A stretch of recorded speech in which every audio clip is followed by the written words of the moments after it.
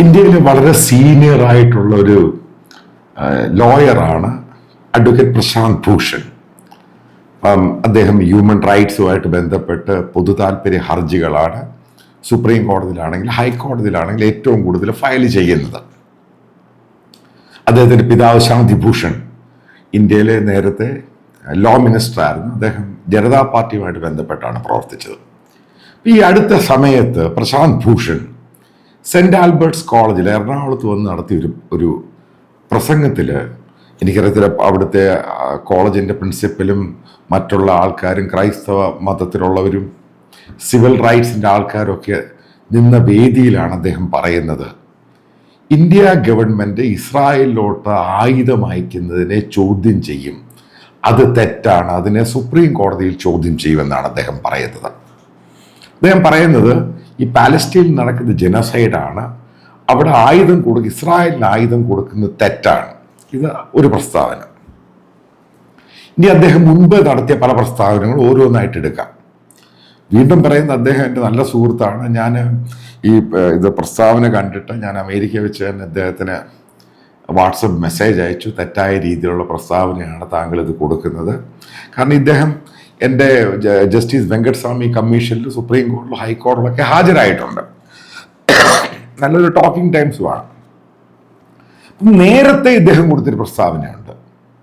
അതായത് ഏകദേശം 5-6 വർഷം മുമ്പ് കാശ്മീരി വിഘടനവാദികൾക്ക്, അതായത് സെപ്പറേറ്റിസ്റ്റുകൾക്ക്, അവർക്ക് അനുകൂലമായിട്ടുള്ള പ്രസ്താവനയും അതേപോലെ ആർട്ടിക്കിൾ 370 അതിനെതിരെയും അത് ഗവൺമെൻറ് ഓഫ് ഇന്ത്യ വിഡ്രോ ചെയ്യുമ്പോൾ അതിന് കാശ്മീരി തീവ്രവാദികളും കാശ്മീർ സെപ്പറേറ്റ് ആയിട്ട് പോകണമെന്നും ആഗ്രഹിക്കുന്ന പ്രസ്താവന ചെയ്തു കഴിഞ്ഞപ്പോഴാണ് അദ്ദേഹത്തിൻ്റെ ചേംബറിൽ ചില ആളുകൾ അത് ഉപദ്രവിച്ചു, അദ്ദേഹത്തെ മർദ്ദിക്കാൻ ശ്രമിച്ചു.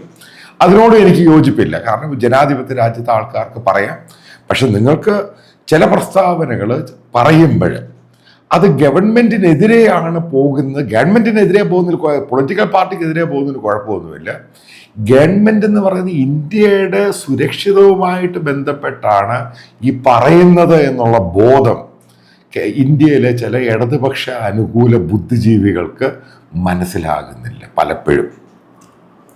ഇദ്ദേഹം അതിനു മുമ്പ് കൊടുത്തൊരു പ്രസ്താവനയുണ്ട്, ഇന്ത്യയിലെ നക്സലിസത്തിന് അനുകൂലമായിട്ട് നിങ്ങൾ മനസ്സിലാക്കണം, ഈ പറയുന്ന കാശ്മീരി വിഘടനവാദവും അതേപോലെ നക്സലിസം ഏറ്റവും കൂടുതൽ സെക്യൂരിറ്റി ഫോഴ്സ് ആണെങ്കിലും സാധാരണ ജനങ്ങളെയും കൊല്ലുന്ന ഒരു മൂവ്മെൻ്റ് ആണ് ഇന്ത്യയിൽ. ദണ്ഡകാരണ്യാണെങ്കിലും റെഡ് കോറിഡോർ മൂവ്മെൻ്റ് എന്നൊക്കെ പറയുന്ന ഈ സംഭവങ്ങൾ. അപ്പം ഇതിനൊക്കെ അനുകൂലമായിട്ട് പ്രസ്താവന കൊടുക്കുമ്പോൾ കേരളത്തിൽ ഇതിനെപ്പറ്റി ഇയാൾക്ക് അനുകൂലമായിട്ട് പോകുന്ന രീതിയിലാണ് ഇവിടുത്തെ കോൺഗ്രസ് പാർട്ടി ആണെങ്കിലും CPM ആണെങ്കിലും ഒക്കെ മാറുന്നത്. അറിയില്ല എന്തിനാണ് കാത്തലിക്സിൻ്റെ ഒരു ഇൻസ്റ്റിറ്റ്യൂഷനിൽ ഇയാളെ വിളിച്ച് വരുത്തിക്കൊണ്ട് ഇങ്ങനെ ഒരു പ്രസ്താവന കൊടുക്കാനുള്ള സ്റ്റേജ് കൊടുക്കുന്നൊരു ഉദ്ദേശവും മനസ്സിലാകുന്നില്ല. എന്താണ് ഇവരുടെയൊക്കെ ഉദ്ദേശ ലക്ഷ്യം എന്ന് പിടികിട്ടുന്നില്ല. ഇപ്പോൾ പ്രശാന്ത് ഭൂഷൺ എന്ന് പറയുന്ന ഒരു ഹ്യൂമൻ വാച്ച്, അതിൽ ഹ്യൂമനിറ്റേറിയൻ മനുഷ്യാവകാശ പ്രവർത്തകനാണ്. ഇതൊക്കെ സമ്മതിച്ചു. പക്ഷെ ഒരു അരാജക രാഷ്ട്രീയത്തിന് ഉത്തരവാദി കൂടിയാണ്. ഇപ്പം ഇദ്ദേഹം പല നല്ല കേസുകളൊക്കെ ടേക്കപ്പ് ചെയ്തിട്ടുണ്ടൊക്കെ, അതൊക്കെ സമ്മതിക്കുന്നുണ്ട്.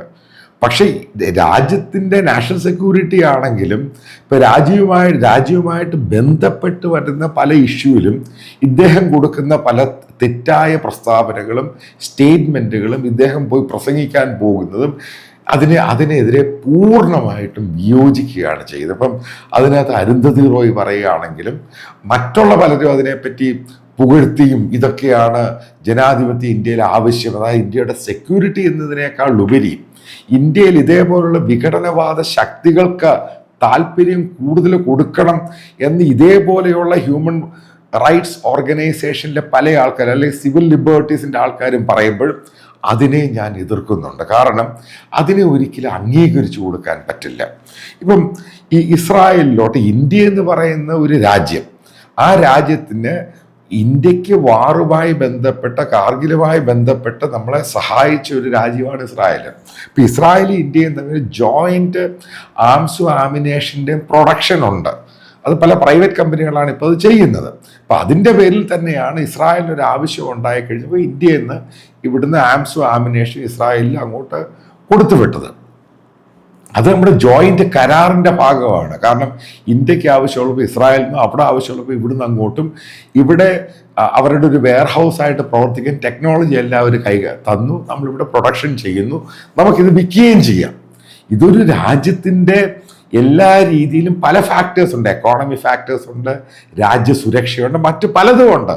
ഇതുമായിട്ട് ബന്ധപ്പെട്ട് പ്രശാന്ത് ഭൂഷൺ കൊടുത്ത തെറ്റായ പ്രസ്താവനയെ ഇവിടെയുള്ള ക്രൈസ്തവ മതമേധ ഇൻസ്റ്റിറ്റ്യൂഷൻസ് എൻകറേജ് ചെയ്യുന്ന തെറ്റായ പ്രവണതയാണ്. കാരണം അതിൻ്റെ അകത്ത് പറഞ്ഞു തരാൻ 2-3 പോയിന്റ് ഉണ്ട്.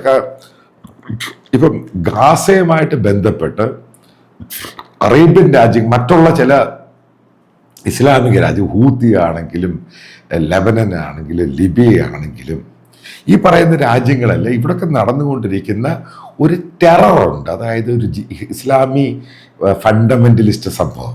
അപ്പം ഇതിൻ്റെ ഭാഗമായിട്ട് ഇസ്രായേലിനെ ഭൂമുഖത്ത് നിന്ന് ഇല്ലാതാക്കാൻ വേണ്ടിയുള്ള ഒരു അജണ്ടയുടെ ഭാഗമായിട്ടാണ് ഒക്ടോബർ 7 നടന്ന അറ്റാക്ക് എന്ന് പറയാം. അത് എല്ലാവർക്കും അറിയാവുന്ന വസ്തുതയാണ്.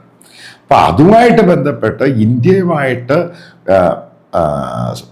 ഡിഫൻസിൻ്റെ സ്ട്രാറ്റജി ആണെങ്കിലും ട്രേഡ് ആണെങ്കിലും ടെക്നോളജി ആണെങ്കിലും സെക്യൂരിറ്റി ഇഷ്യൂവിൽ നമ്മളെ സഹായിക്കുന്ന ഒരു രാജ്യത്തിന് നമ്മൾ സഹായം ചെയ്യുന്നതിന് അദ്ദേഹം അത് സുപ്രീം കോടതിയിൽ ചോദ്യം ചെയ്യുമെന്ന് പറയാൻ ഒരു പ്ലാറ്റ്ഫോം സെൻറ് ആൽബർട്ട് കോളേജിൽ കൊടുത്തത് തെറ്റായിപ്പോയി. കാരണം എന്തടിസ്ഥാനത്തിലാണ് അത് ചെയ്തത്?